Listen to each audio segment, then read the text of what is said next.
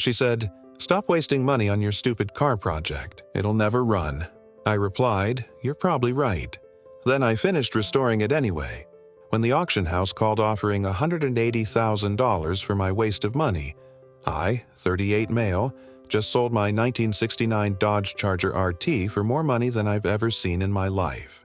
My ex-girlfriend, Monica, 36, is now claiming she deserves half because we were building a life together. Let me tell you how we got here. 3 years ago, I found the Charger sitting in an old barn. Guy was selling his late father's property. Didn't know what he had. The car was rough, rust, seized engine, interior destroyed by mice. But I knew what it was. Numbers matching 440 Magnum, factory Hemi Orange, one of maybe 200 made with that exact configuration. Bought it for $8,500 cash. Money I'd been saving for 5 years. Monica and I had been dating about 6 months when I bought it. She was not happy. $8,000 for a pile of rust? Are you insane?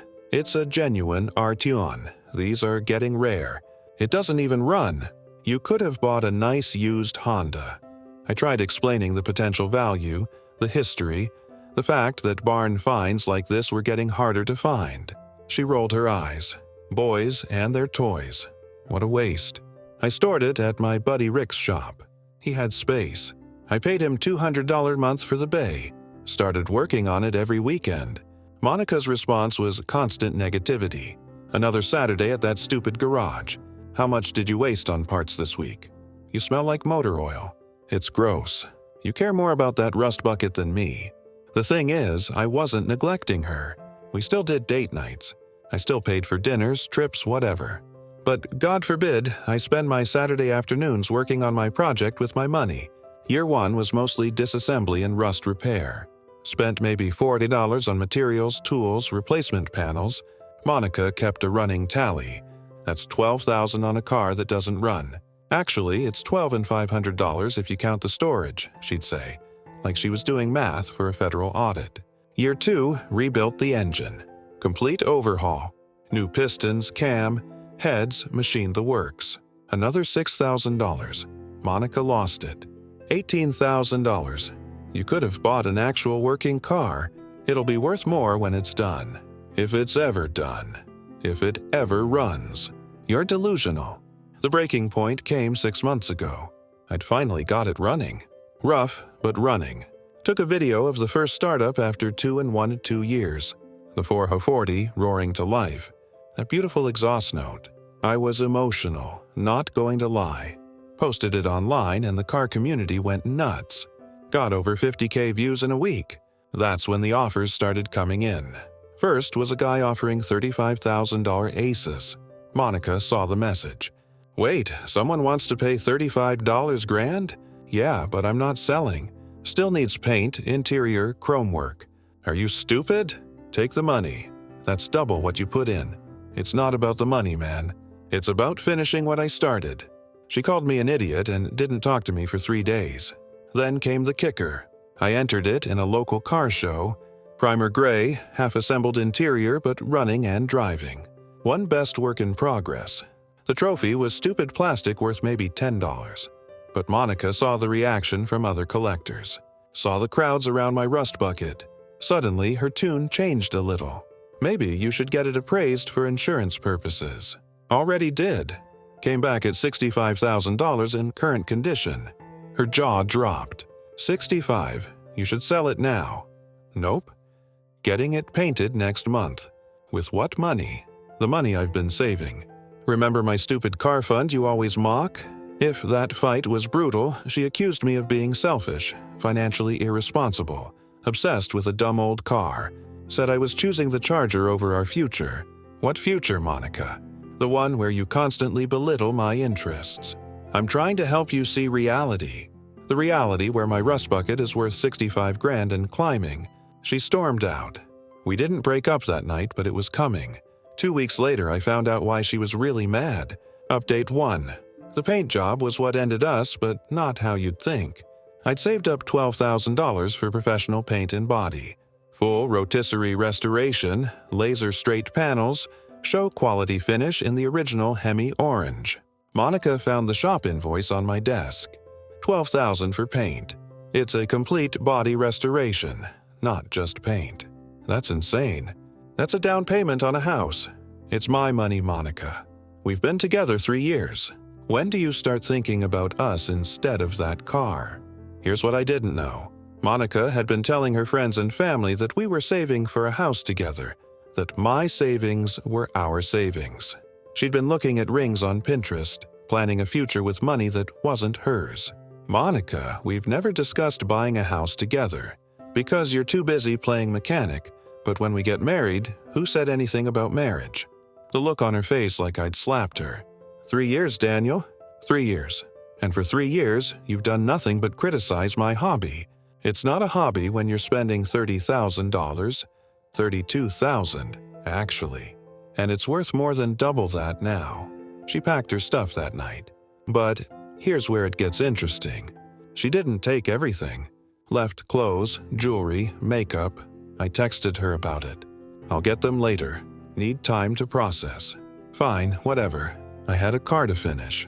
The paint job took 3 weeks. When I got it back, it was perfect. Absolutely perfect. Show quality finish. Better than factory. Posted photos online. Thing looked like it rolled off the assembly line in 1969. That's when Barrett Jackson reached out. For those who don't know, Barrett Jackson is one of the premier collector car auction houses. They wanted my charger for their upcoming event. Said cars like mine, properly documented restorations of rare muscle cars, were bringing serious money. I was curious, so I submitted the documentation. Every receipt, every photo, every part number, the story of finding it in the barn. 3 years of work documented. They called back the next day. Based on recent sales and the quality of restoration, we estimate $150,000 to $180,000. I nearly dropped the phone. $80,000, I agreed to consign it. Auction was in 6 weeks. That's when Monica reappeared. Update 2. Monica showed up at Rick's shop while I was detailing the charger for the auction. She looked different. Designer clothes, fresh highlights, full makeup. Had some dude with her, tall guy in a suit. Daniel, we need to talk. Monica, it's been 2 months. You here for your stuff? This is my cousin Trevor. He's a lawyer. A lawyer at the shop with Monica. This was going to be good. Trevor stepped forward with his briefcase. Mr. Carter, my client has retained me to discuss the equitable distribution of assets accumulated during your relationship. I actually laughed. What assets? We were dating, not married. Monica's face went hard. That car, Daniel, I supported you for 3 years while you built it. Supported me. You mocked me every single day. I paid for groceries, dinners. I contributed to our life while you spent everything on that car. We split groceries 50-50. I have 3 years of Venmo receipts and I paid for most dinners. Trevor pulled out papers. My client recalls differently. She has documented emotional labor, household contributions, and opportunity costs. Opportunity costs. Monica jumped in. I could have been dating someone who actually wanted a future. Instead, I invested 3 years in you. Rick, God bless him, was trying not to laugh in the background. Monica, you lived in my apartment. I paid rent. You contributed $400 a month for utilities and groceries. That's it. I helped with the car. Name one thing you did. I gave you emotional support. You called it a rust bucket literally yesterday on Instagram. Yeah, I'd seen her posts. Bitter stuff about men who love cars more than women and dodged a bullet with that mechanic wannabe. Trevor tried again. Mr. Carter, Michigan recognizes palimony in certain circumstances. We never lived together formally. She had her own place. She just stayed over a lot. She had a key. So does my neighbor to feed my cat when I travel. Monica was getting desperate. That car is worth almost $200,000. You couldn't have done it without me.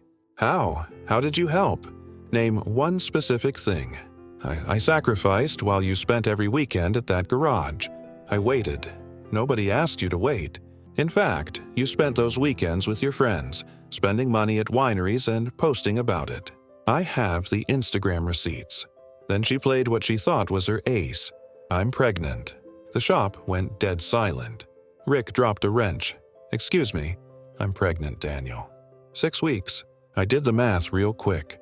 Monica, I had a vasectomy 5 years ago. Her face went white. Trevor started shuffling papers nervously. That's not, you're lying. Got the paperwork in my truck. Also got tested last year to make sure it took. Shooting blanks, Monica. Trevor closed his briefcase. I think we're done here. Trevor, you're my lawyer. You told me you were pregnant with his child. That changes things. She turned on the waterworks. Daniel, please. I made a mistake, but we were together for 3 years. That has to count for something. It does. It counts as 3 years of you belittling my passion while planning to spend money I earned. She tried one more angle. I'll go public. Tell everyone how you used me and threw me away when you got rich. Go ahead. I have 3 years of text where you call my project stupid, worthless, and a waste of money. Plus that post from last week calling me a broke grease monkey playing pretend mechanic. She stormed out. Trevor mumbled an apology and followed. Thought that was the end. Nope. Update 3. Monica went nuclear first. She called my mom. Told her I'd abandoned her while pregnant. Mom called me panicking until I explained the vasectomy situation. Then Mom got pissed at Monica, that lying little witch. I never liked her. Then Monica tried calling my insurance company claiming to be my wife trying to get information about the Chargers policy. They called me to verify and I had them flag the account. But the peak desperation came when she showed up at the Barrett-Jackson preview day. I was there with the Charger talking to potential biters. The car looked incredible under the lights, had serious collectors examining every detail. And there's Monica, dressed to kill, walking up like she owns the place. Started telling people she was my partner and sharing our restoration story. 3 years of hard work, but we never gave up. A collector asked her about the engine rebuild. She fumbled. Oh yes, the engine. We put in a big one. What size? The biggest one. The guy looked at me confused. I stepped in. It's a numbers matching 440 Magnum, 375 horsepower factory rated. She wasn't involved in the restoration. Monica tried to save face. I was his emotional support. An older lady collector laughed. Honey, I've been restoring cars for 40 years. Emotional support doesn't rebuild carburetors. Security eventually escorted Monica out after she started yelling about community property and common law marriage. The auction officials were not amused. That night, she had her mom call me. Donna was always reasonable, so I took the call. Daniel, I'm sorry about Monica, but you have to understand she saw a future with you. She saw dollar signs. Donna, that's not fair. She loved you. She loved the idea of me funding her lifestyle. Did she tell you she claimed to be pregnant? Long pause. She what? Asked for money. Claimed pregnancy. Forgot I'd had a vasectomy. Oh my God. I'm sorry, Daniel. I didn't raise her to be this way. Not your fault, Donna. How much is the car worth now? Auction estimate is $150 to $180. Whistle. Good for you, Han. You earned it. At least someone in that family had class. Update 4. Holy. The auction was insane. My Charger came up in the prime Saturday night slot reserved for the best cars. The arena was packed. Bidding started at $80,000, hit $100,000 in 30 seconds. $120,000 after a minute. 2 serious collectors got into a bidding war. One guy who owns a muscle car museum, another who's known for having the best private Mopar collection in the country. $140,000, $160,000, $175,000. My hands were shaking. $180,000, $185,000. Going once, going twice, $190,000. Someone shouted from the back, sold. $190,000. $190,000 for my rust bucket. My waste of money, my stupid project that would never run. After fees, I netted about $170,000. I was standing there in shock when my phone exploded. Monica had been watching the live stream. You lied about the price. No, the estimate was $150 to $180. It went over. I deserve half of what? My car that I bought with my money and restored with my labor. I'll sue.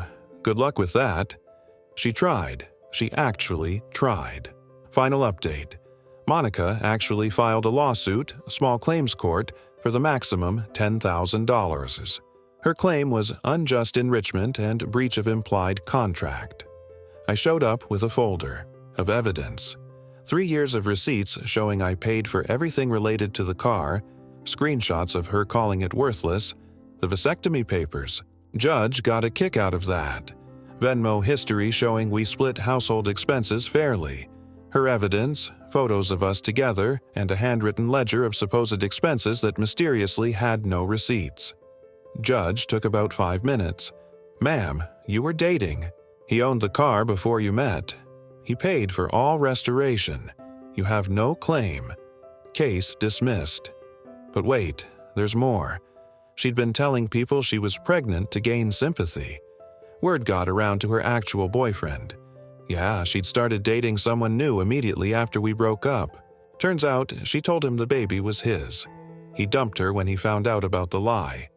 Her mom called me one last time. Daniel, I'm mortified. She admitted she was never pregnant. She thought if she could get money from you, she could impress Bradley. Bradley, the new boyfriend. A finance guy who apparently only dated women with money. I'm sorry she put you through this, Donna. You know what the saddest part is? If she'd just been supportive, you probably would have shared some of the windfall with her anyway. She was right. If Monica had been a real partner, had supported the dream instead of mocking it, I probably would have bought her a car or paid off her student loans or something. But she showed her true colors. As for me, I paid off my house, invested most of the rest, and bought another project car, a 1970 Plymouth Cuda that needs everything. Already started documenting the restoration. My new girlfriend, Anna, thinks it's awesome. She's actually learning to weld, so she can help with the floor pans. Last weekend, she surprised me with a parts catalog she'd researched and organized by priority. That's the difference between a partner and a parasite. Monica still posts bitter memes about men who love cars more than women. Last I heard, she was trying to date some crypto guy who drives a leased BMW. Good luck with that. The charger. The buyer put it in his museum with a placard telling its story. He sent me photos. Thousands of people see it every year. My rust bucket, my waste of money, my stupid project car that would never run. Worth every penny, every hour, every argument. And Monica, she gets nothing except a reputation as the woman who tried to gold dig a car she spent 3 years calling worthless. Karma's got a Hemi, and it runs perfect. Edit. Since a lot of you asked, yes, I still have all the restoration photos, made a coffee table book of them. And yes, the new Cuda is coming along nicely. Anna and I are documenting everything. She started her own Instagram just for the build. Her welds are already better than mine were year one. Also, Monica tried reaching out last week, asking to talk about closure. I sent her a photo of the museum placard. That's all the closure she needs.